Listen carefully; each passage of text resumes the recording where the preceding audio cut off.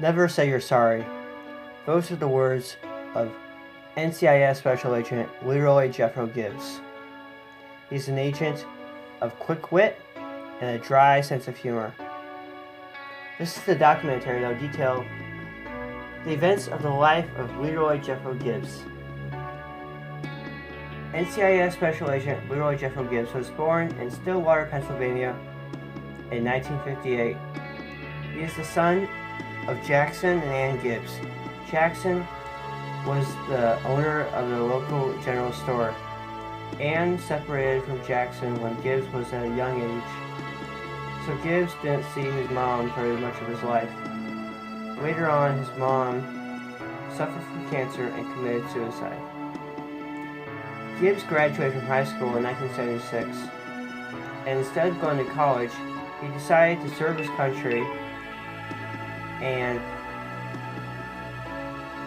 join the Marine Corps.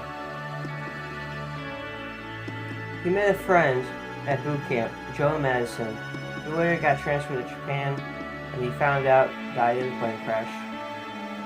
After boot camp, Gibbs met his future wife, Shannon, who he later married in 1982. They had a daughter named Kelly in 1984.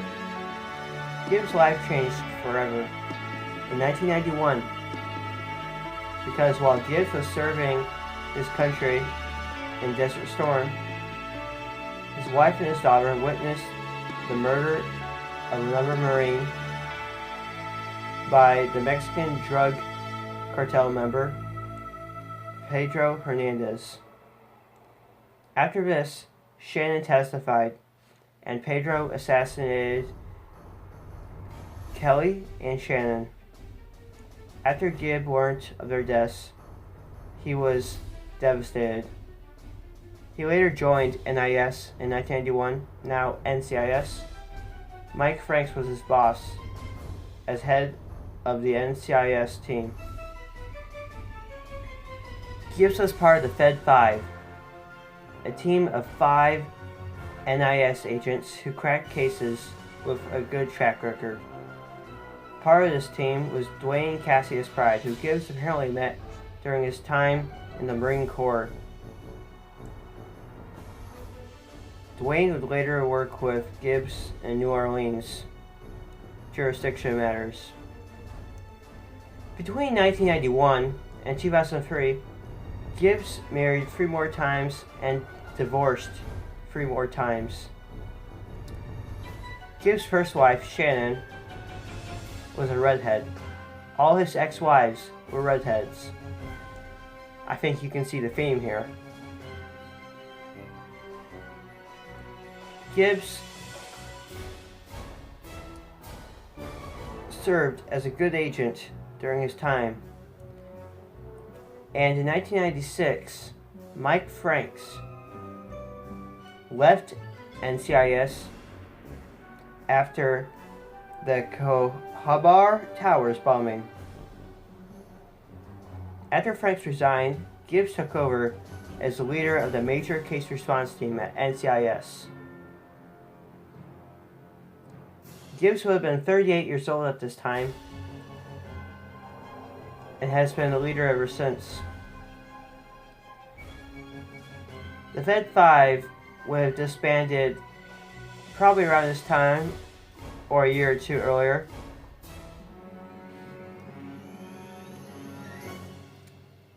Part of Gibbs' team would have been Stan Burley, who said in NCIS Season 1, Episode 6, that he worked for Gibbs for 5 years, much to Anthony DiNozzo's dismay.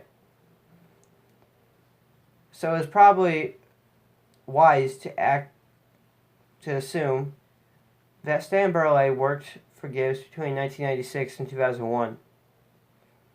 It is unknown who else served on Gibbs' team during this time. It has not been revealed by the show's creators or writers yet.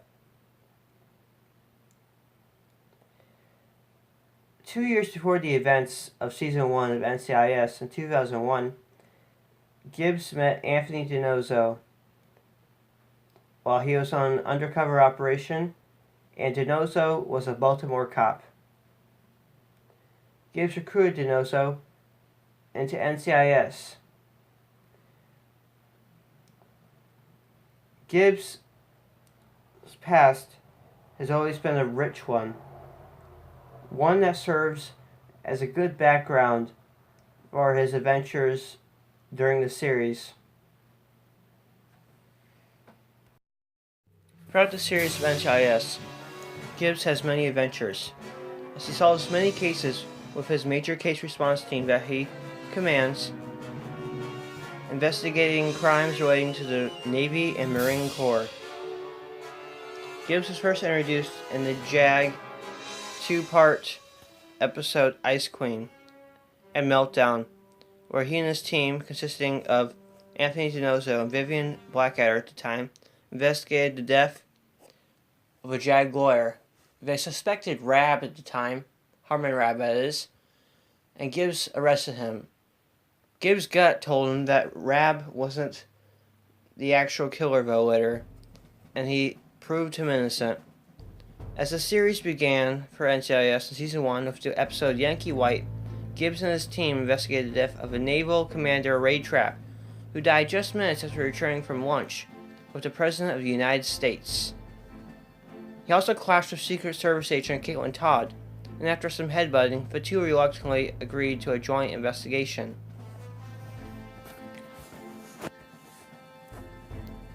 Later on in Season 1, the team met Timothy McGee, and by the end of the first season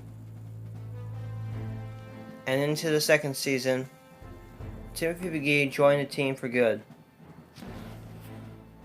At the end of Season 2, Caitlin Todd was murdered by Ari Hazawari. In Season 3, Ziva David joined forces with the team and helped Gibbs kill Ari, her half-brother. Gibbs had to move on from the death of his agent and recruited Ziva David into the team. In that same season, Jennifer Shepard became the director of NCIS, an agent that Gibbs worked closely with back in the 90s, which led to a romantic relationship back in that time. At the end of Season 3, after Gibbs took down Kyle Boone earlier that season, a murder very prevalent in his life in the 90s, at the end of the season, Gibbs retired from NCIS and went to live with Mike Franks in Mexico. DiNozzo took over the team, but Gibbs eventually came back. Gibbs and Ducky, their relationship was shattered. Ducky had been Gibbs' enemy ever since Gibbs had been in NCIS, which is assumed. Eventually the two repaired their relationship, though, and moved past it.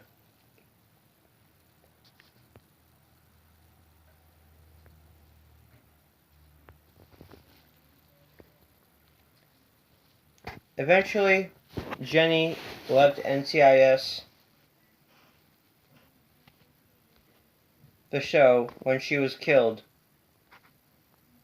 After the fallout of a deadly climax with the villainous terrorist that DiNozzo knew so well, because he was the father of somebody he fell in love with while on the job undercover. Gibbs lost his team at the end of Season 5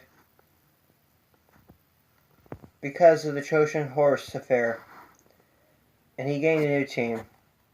But that team was compromised in Season 6, and eventually he got his old team back.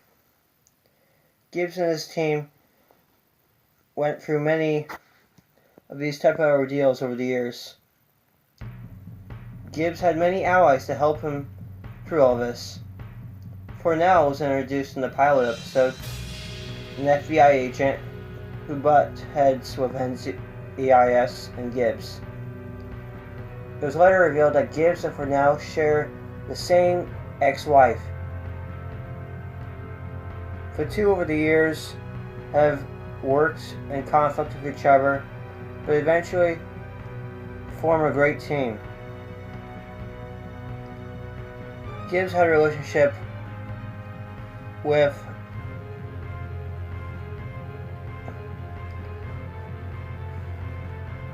another lady in the series,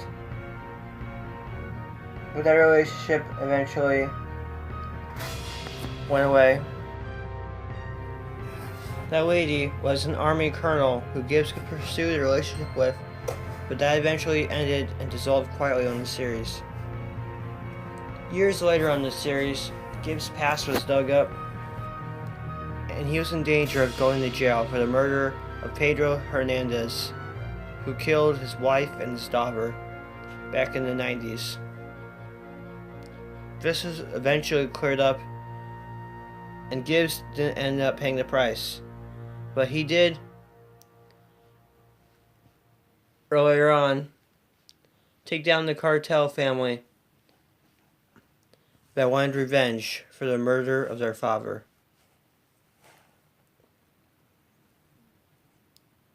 After Ziva left on the show, Gibbs had to move on along with his team. Bishop was recruited, and Gibbs served and has served as somewhat of a father figure to Bishop. Not in the same way that he served to Ziva, but still in a way that it needed to be.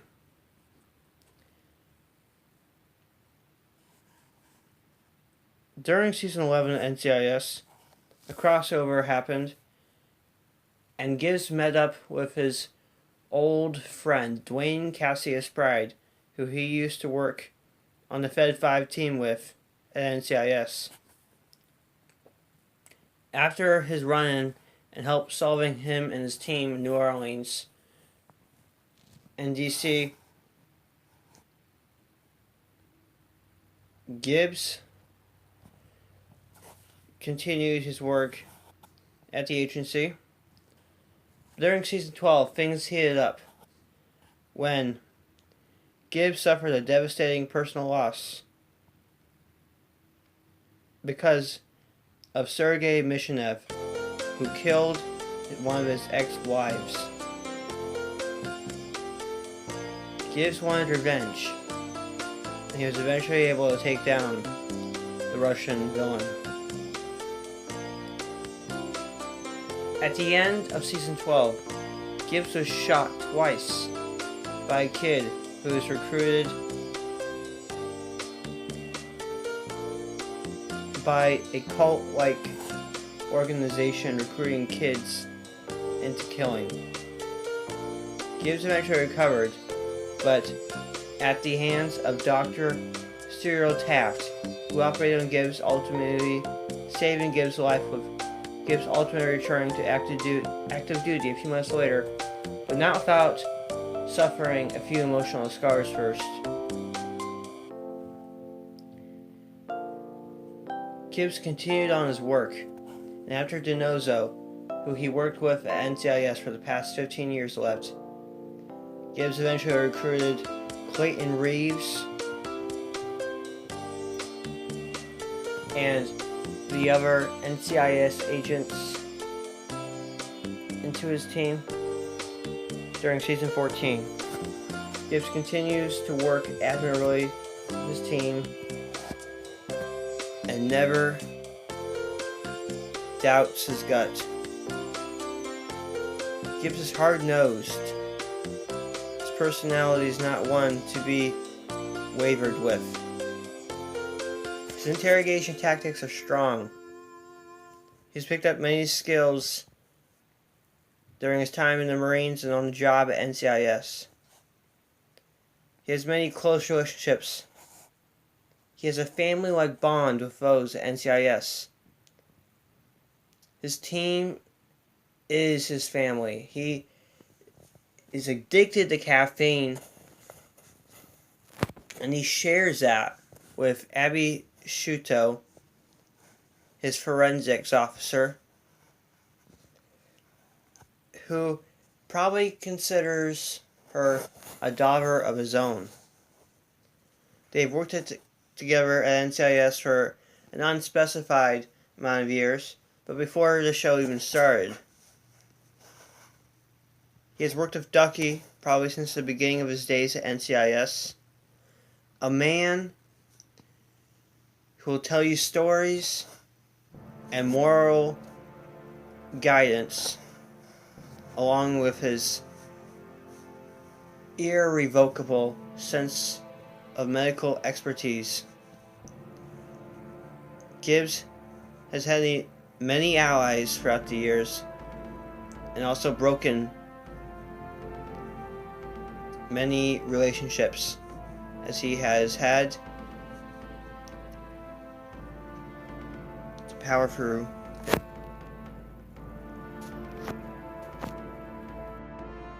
And as the show continues, Gibbs continues to solve cases with his team,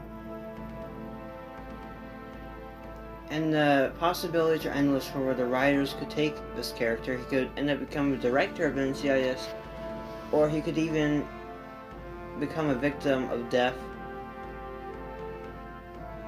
or they could do something entirely different, but eventually this character will hand over the reins to the team to a new leader of the major case response team. But this biography of NCIS for Gibbs was to showcase the character's rich history and how his character